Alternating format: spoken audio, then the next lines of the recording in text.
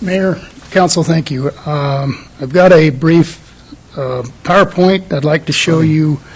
Yeah, it does. That's it. Here it says it. But on the agenda, it's President 12. Before we get going on any questions, just need to figure out how to do this.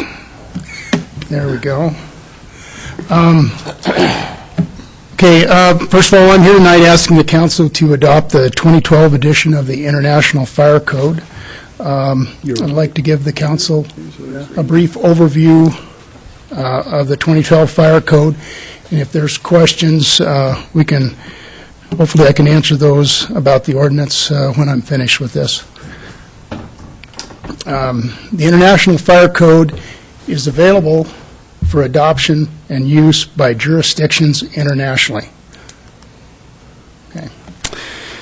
The State Fire Marshal adopts the International Fire Code as a minimum standard for the entire state. I know some of you probably recognize that picture. The IFC, International Fire Code, sets forth minimum requirements such as maintaining life safety of building occupants, the protection of emergency responders, and limiting the damage to a building and its contents.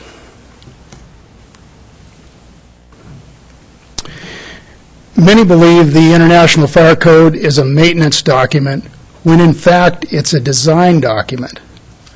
One cannot construct or erect any building without fire department access, water supply, and the required fire protection systems. Now, I do believe that the apartment fire that we had on A Street, a sprinkler system in that building would have mitigated the damage to that building in a large fashion. So, next, road access. In order to be effective, fire trucks should be able to get within 150 feet of all parts of a structure. This is based on a standard length of pre-connected hoses carried on the fire trucks. And if any of you have been to a fire scene, and I know you have, you can see the space that is needed for fire trucks and personnel to operate. Water supply. A good water supply consists of an adequate source of water, which we have, distribution system and proper pressure for delivery, which we have, and if the water source were not reliable, it is not considered to be an acceptable water supply. Fire protection systems. Fire protection systems may serve one or more purposes in providing adequate protection from fire. An example is fire alarm detecting the fire or smoke detectors. It also alerts the occupants or the fire department of a fire emergency. And then sprinkler systems control the smoke and attempt to extinguish the fire. Okay, every code cycle, there is a booklet that comes out that we subscribe to that are significant changes to that cycle of the code. And I've got a few examples of that for the Council. One of these, and this is something that I would be enforcing as the fire marshal and looking at it during plan reviews. And one of these is, for instance, obstructions on roofs. The intent of this change is to control conditions that can affect the safety of firefighters during firefighting operations. Now, these two firefighters are on the roof ventilating or trying to ventilate a roof so we can get some smoke out of there. And I think Councilman Carscallon was at that fire.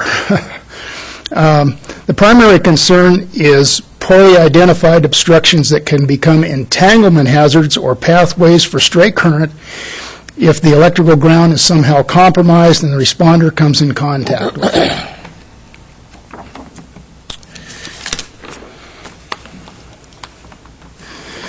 Another significant change is the ability for the fire code official to work with the engineering staff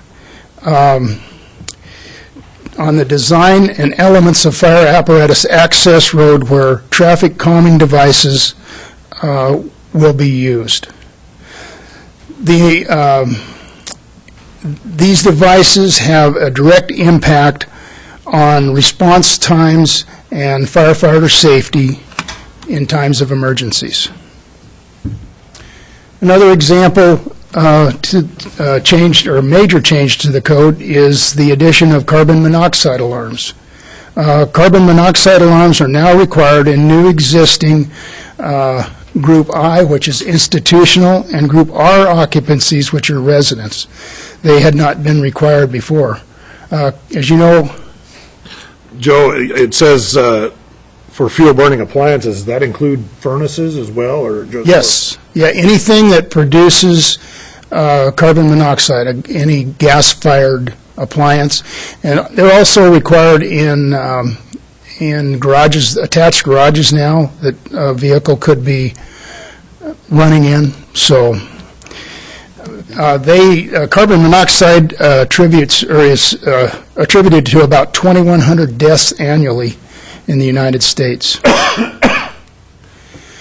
By adopting the code with its significant changes, the City of Moscow will provide a total approach of controlling hazards in all buildings and sites, regardless of the hazard being indoors or outdoors.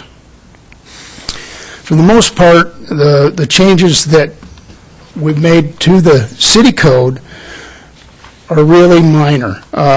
They mirror the building code, the changes that the building code has made to the International Building Code, because the fire code and the building code are so closely related.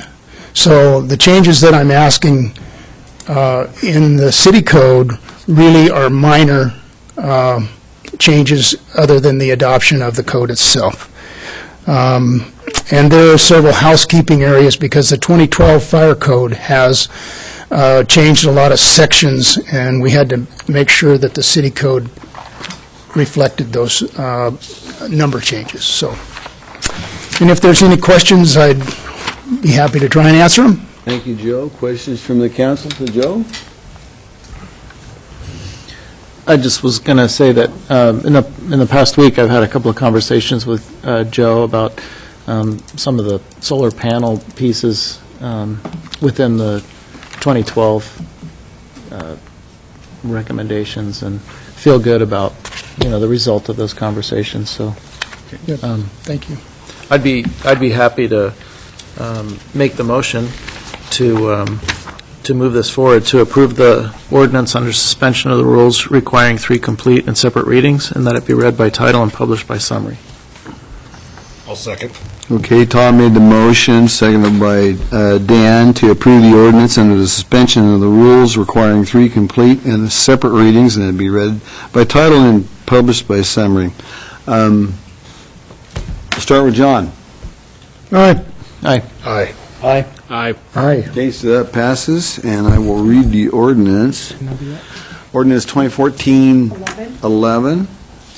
Okay, ordinance 2014-11, an ordinance of the City of Moscow, Idaho, a municipal corporation of the state of Idaho, providing for the amendment of Moscow City Code, Title 7, Chapter 7, Fire Prevention, to adopt the 2012 edition International Fire Code as adopted by the State Fire Marshal, together with amendments and revisions that are reasonably necessary to protect the health and safety of city residents, repealing all ordinance and parts of ordinance in conflict herewith, providing that the provisions of this ordinance be deemed severable, and providing that for this ordinance to be in full force and effect from the date of its passage, approval, and publication according to law.